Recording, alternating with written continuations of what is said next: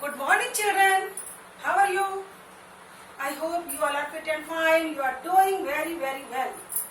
Isn't it? And you have completed your English work also. In separate copies, English 1 in English literature copy and grammar work in English grammar copy. Children, we have completed 2 chapters in English literature. Your Gulmohar 9th edition book.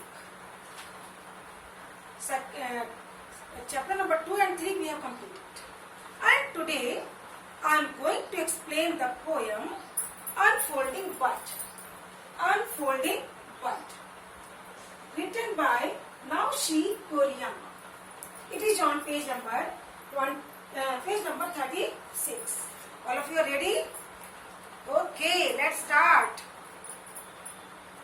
Naoshi Koriyama is a Japanese poet who studied English literature in the United States and returned to teach in Japan. Naoshi Koriyama एक Japanese poet थे, और उन्होंने USA में English literature पढ़ा और वो जब पढ़ चुके तो वो जापान टीचिंग करने चले गए. He began to write poems while he was away from home. जब वो घर से दूर थे तो उन्होंने पोएम्स लिखी and went on to publish 9 collection in English. और उनके 9 कलेक्शन जो थे, जो कि उन्होंने इंग्लिश में पोएम लिखी थी, उन बहुत सारे पोएम के 9 कलेक्शन पब्लिश हुए थे. Beside 3 translated from Japanese.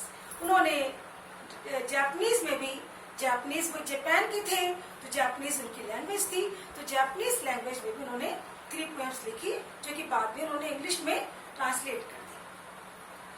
He has recently published a collection entirely in Japanese.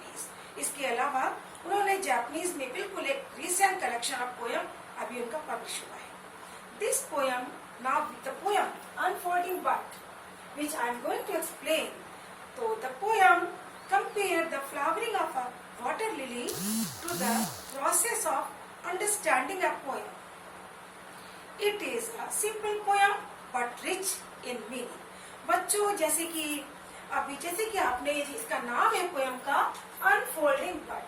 तो अनफोल्डिंग बड, वो बड मीन्स कली, वो कली जो अभी बिल्कुल खिला नहीं है, यानी कि धीरे धीरे वो बाय एंड बाय ग्रेजुअली कली से फ्लावर बनता है ना, तो वो प्रोसेस अनफोल्डिंग का जो डे बाय डे जो प्रोसेस है, वो कली का जो अनफोल्डिंग का प्रोसेस है वो होता है डे बाय डे, फिर at last it becomes a flower. तो इस पोएम में उन्होंने वाटर लिली के बारे में बताया है. बच्चों, वाटर लिली को हिंदी में कहते हैं कुमुदनी, राइट. तो ये उन्होंने, हमारे पोएट ने कुमुदनी, जो ये अनफोल्डिंग बड पोएम में जो वाटर लिली का डिस्क्रिप्शन दिया है, तो उन्होंने वाटर लिली के फ्लावर को एक पोएम से कंपेयर किया है. अंडरस्टैंड? यानी कि जैसे उन्होंने कहा जैसे कि पोएम होती है, वैसे उन्होंने वाटर लिली के फ्लावर को भी कंपेयर किया है. बच्चों, ये पोएम बहुत इजी है, बहुत सिंपल है, बहुत इंटरेस्टिंग है, आपको अच्छी लगेगी. आप ध्यान से पढ़िएगा, बहुत अच्छा लगेगा. ठीक है? और फिर रेडी? One is amazed. बच्चों, 1 मीन्स 1 2 3 4 नहीं होता. 1 मीन्स 1 प्रोनाउन है. 1 मीन्स पर्सन, व्यक्ति, एक व्यक्ति या व्यक्ति. 1 is amazed by a water lily unfolding with each passing day, taking on a richer color and new dimensions. Poet कहते हैं कि व्यक्ति बड़ा आश्चर्य करता है जब वो देखता है कि वाटर लिली का जो फ्लावर है, ये हर दिन एक एक करके, ये हर दिन जैसे जैसे अपने आप को ये अनफोल्ड करता, फ्लावर नहीं, बड जो उसकी कली होती है, अपने आप को धीमे धीमे अनफोल्ड करती है, तो इसका जो कलर है ना, रिच हो जाता है, कलर में ब्राइटनेस आ जाती है, कलर में ब्यूटी बढ़ जाती है. और जब ये खिलता है ना, तो एक नया shape, dimension means shape and size. तो वाटर लिली का जो फ्लावर है ना, ये नया शेप, नया साइज में जब पूरा खिल जाता है, ब्लूम हो जाता है, तो बहुत अट्रैक्टिव लगता है, बहुत सुंदर दिखता है. ठीक है? ये तो पोएट ने कहा कि फ्लावर के बारे में, जो कि वाटर लिली का फ्लावर है, right. Second stanza I am going to read now. One is not amazed at a first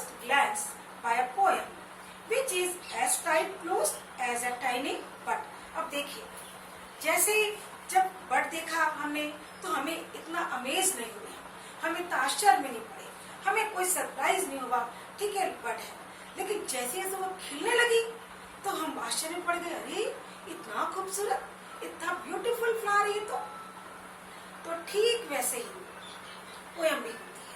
कोई भी पोयम आप जब स्टार्ट करते हैं रीडिंग तो फर्स्ट लाइन में आपको उसका जो इनर मीनिंग है समझ में नहीं आ सकता। फर्स्ट लाइन में, सेकंड लाइन में, यानी कि जैसे जैसे आप लाइन स्टेंजास को पढ़ते जाएंगे, रीड करेंगे, आपको उसका जो इनर मीनिंग है समझ में आएगा। लेकिन फर्स्ट ग्लांस में, पहली दृष्टि में, पहली बार, पहली लाइन अगर आप पढ़ेंगे आपको समझ में नहीं आएगा पोयम अच्छी है कि नहीं अच्छी। जैसे कि as I am started explaining this poem, तो you are thinking what the ma'am is saying, but as far as I am continue reading it, you will understand the meaning of the poem, right? तो जैसे कि bird होता है tight close होता है, उसकी जो पेटल्स होती है बिल्कुल क्लोज होती है, धीमे धीमे वो बर्ड खिलती है ना, ब्लूम्स होती है, ब्लूमिंग हो जाता है, पूरा अनफोल्डिंग होने के बाद कलर रिच हो जाता है, कलर ब्राइट, सुंदर, बिल्कुल अट्रैक्टिव, वैसी पोयम भी होती है।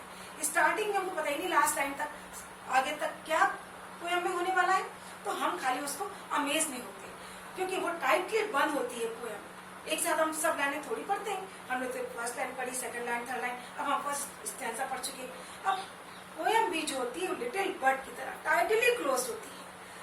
until we read the line by line full poem, we can't understand the inner meaning of the poem, right? As flower, water lily, जब बर्ड होता है तो इतना अट्रैक्टिव नहीं, जब वो फ्लावर हो गया पूरा डे बाय डे पास होने के बाद, जब वो पूरा का पूरा अनफोल्ड हो गया, बहुत सुंदर लगेगा वो। ठीक है बच्चों, आगे देखते हैं third stage. Yet one is surprised to see the poem gradually unfolding. देखिए, जैसे कोई पर्सन पूरे फ्लावर को देख करके, जब खिले हुए फ्लावर को देख के सरप्राइज होता है, what a beautiful flower, wow, what an attraction the flower has, right? तो वैसे ही जब पोयम को जो कोई पढ़ता है आशा भी नहीं पढ़ता, लेकिन फिर भी one is surprise to see the poem gradually unfolding. Gradually means by and by, slowly, जैसे जैसे वो पोयम को पढ़ता जाता है, धीरे धीरे, लाइन बाय लाइन, धीरे धीरे आगे बढ़ता है, पोयम अपने आप को अनफोल्ड करती है, ओपन करती है। तो व्यक्ति, पर्सन, वन मीन्स पर्सन जो होता है सरप्राइज होता है, वाओ क्या अच्छी पोयम है, कितनी इंटरेस्टिंग पोयम है, क्या इसका इनर मीनिंग है, बहुत अच्छी पोयम है, हमें तो उसको बहुत अच्छे से पढ़ना है। ठीक है, next line, revealing it's rich inner self. क्योंकि जैसे जैसे पोयम को आप पढ़ेंगे बच्चों, आपको इसका जो इनर सेंस है, जो इनर मीनिंग है, जो हिडन मीनिंग है, वो आप एंजॉय करेंगे, वो आप समझेंगे, वो आपको अच्छा लगेगा। As one reads it again and over again, बच्चों पोयम एक बार पढ़ेंगे थोड़ी समझ में आएगी, but if you read the poem again and again, again and again, many times, every time you will know the inner meaning of the poem better than better, right?